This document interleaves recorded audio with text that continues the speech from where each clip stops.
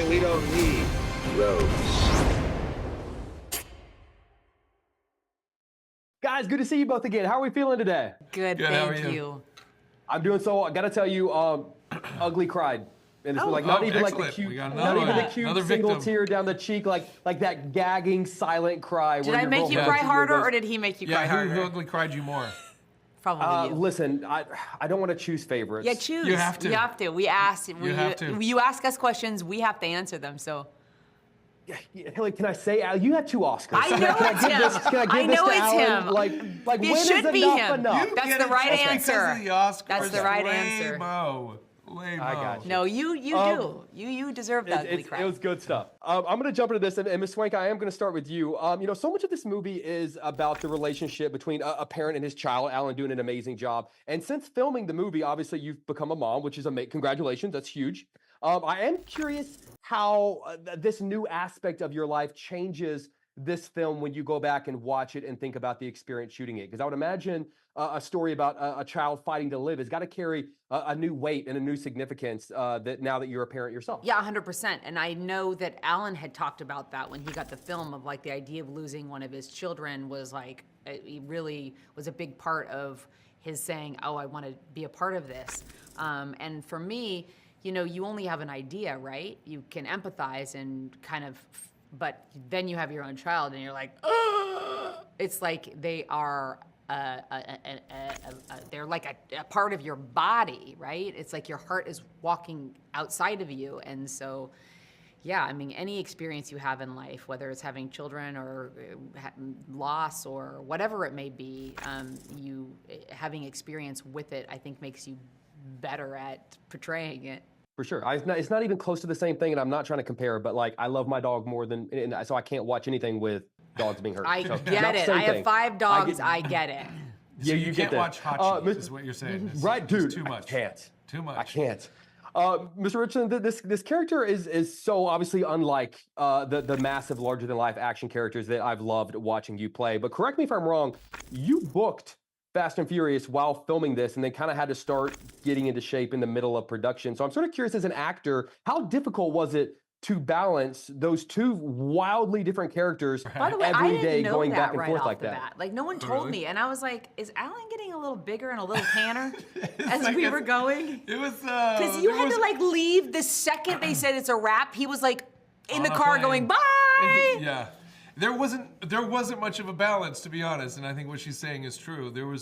I was asked to like lose as much weight as possible for this role and to grow this gorgeous flowing mustache, which I did. You did. You committed. I did.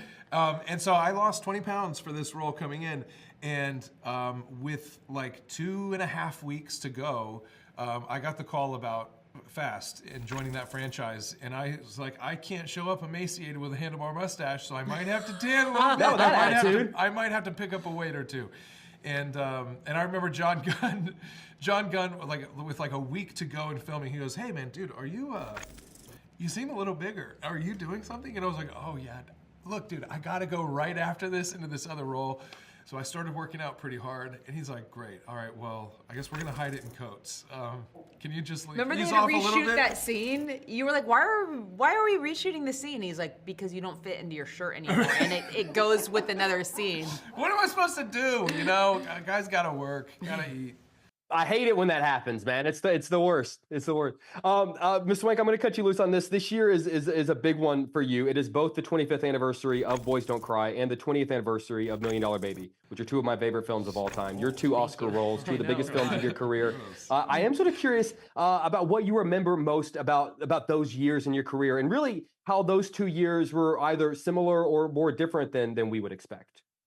Well, I think Boys Don't Cry was such a impactful movie that started a deep and meaningful conversation for so many people who were marginalized and weren't able to express who they were, and so for that, it was one of the most powerful movies I'll ever have been a part of, ever. I can't imagine anything ever touching that.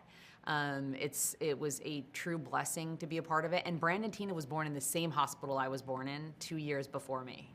And so if that's not like something in the air with that.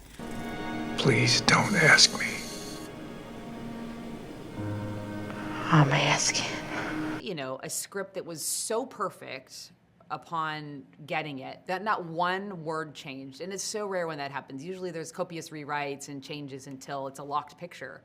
It was bittersweet. I turned 30 the day we wrapped. And I remember thinking, it's not gonna get much better than this. This is like, and I'm only 30. So thankfully I've had wonderful and beautiful opportunities after that, but I just remember those moments and getting to work with such esteemed people at such a young age that helped infuse me as an actor, and so much fun. Well, I could talk with you guys all day. They're pulling me out of here. Congratulations. Thank you for the good cry. I needed to get that out, but You're seriously, welcome. love you guys. And congratulations on this. It's always good to talk with you both. Thank you, you Take too. care.